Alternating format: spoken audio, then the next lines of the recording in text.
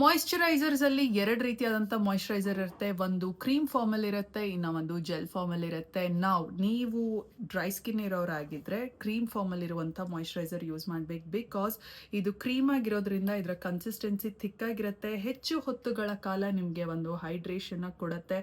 ಮತ್ತೆ ನಿಮಗೆ ಮತ್ತೆ ಡ್ರೈ ಅನ್ಸೋದಿಲ್ಲ. ಈಗ ನೀವು ಆಯಿಲಿ ಸ್ಕಿನ್ ಇರೋರಾಗಿದ್ರೆ you should use gel moisturisers. ಅದರ ಮೇಲೆ ಜೆಲ್ ಮಾಯಿಶ್ಚರೈಸರ್ ಅಂತ ಇರುತ್ತೆ ಅಥವಾ oil free water gel moisturiser ಅಂತ ಇರುತ್ತೆ. ಸೊ ಅದರ ಕನ್ಸಿಸ್ಟೆನ್ಸಿ ನೋಡಿ, ನಾನು ಹೇಳಿದಾಗೆ ಜೆಲ್ ಆಗಿರೋದ್ರಿಂದ ನಿಮ್ಗೆ ಒಂದು ಚೂರು ಕೂಡ ಹೆವಿನೆಸ್ ಅನ್ಸೋದಿಲ್ಲ, ಗ್ರೀಸಿನೆಸ್ ಅನ್ಸೋದಿಲ್ಲ, ಮತ್ತೆ ನಿಮಗೆ ಎಷ್ಟು ಬೇಕಷ್ಟು ಹೈಡ್ರೇಷನ್ ಕೊಡುತ್ತೆ without making your skin feel greasy.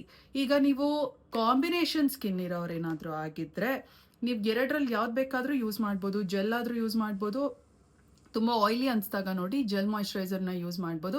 ಅಥವಾ ನಿಮ್ಮ ಸ್ಕಿನ್ ಡ್ರೈ ಆಗಿ ಫೀಲ್ ಆಗ್ತಿದೆ ಅಂದರೆ you can use cream moisturiser.